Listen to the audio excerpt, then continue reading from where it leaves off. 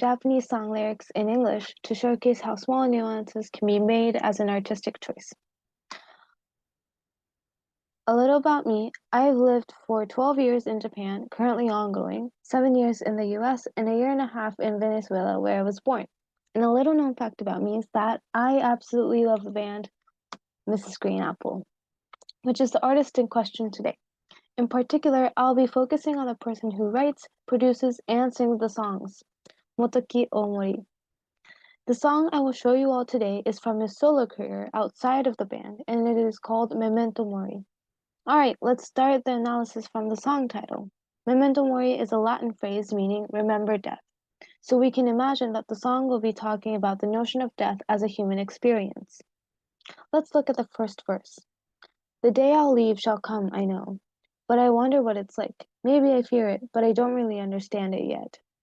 Here, I translated wakaranai as not understand. However, there are actually two meanings, understand and know. When you use the word know, it more so implies that he doesn't quite know yet whether he fears death or not. While with understand, it implies that he doesn't understand the perception of death. Next, I wish that you'll make a place in your heart for a change. Instead of talking about the future, let's talk about the past. Now, notice how the first line is not, I hope that I have a place in your heart, and instead is, I hope that you make a place, showcasing an incredibly passive voice, a small wish instead of a plea. Another thing to note is that my English translation says future and past, while the Japanese correspondence to these words, mirai and kako, cannot be found in the original lyrics. This is because the songwriter actually uses words that are translated as henceforth for future and so far for past. Instead of using the obvious words to describe the future and past, he uses more conversational words. He makes it seem that this conversation, perhaps between you and a loved one, is not a big, important discussion on your future, but a small, light-hearted talk where you look back on good memories together. These artistic choices rely on subtle nuances in the Japanese language and are not straightforward at all. He also sings softly here, matching the passive and warm nature of the tone of the text. For the chorus, I wonder how passing away is defined over there in that world. I'll probably live on until the very moment I'm forgotten. The word nakunaru can have two slightly different meanings depending on the kanji character used. The first means to pass away, while the second has more emphasis on going away or to disappear. Both meanings could apply in this context, and the original lyrics actually doesn't use kanji. So it's left up to the audience to interpret as either or both if you'd like.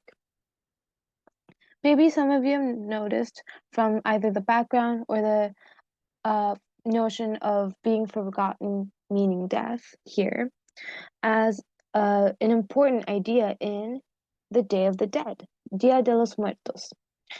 It's a Mexican celebration of the dead, and this song has a strong allusion to this holiday, as can be seen from the music video.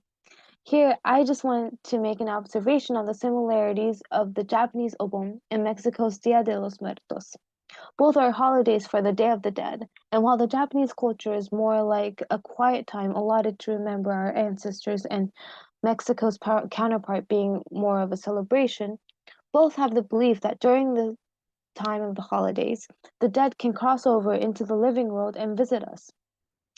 We prepare offerings like their favorite foods or drinks, and in Japan we clean their gravestones, and in Mexico they make a shrine with the photos of the deceased family members displayed along with flowers. Perhaps the songwriter Motoki-san saw this resemblance, along with a happier, festive outlook on death with Dia de los Muertos.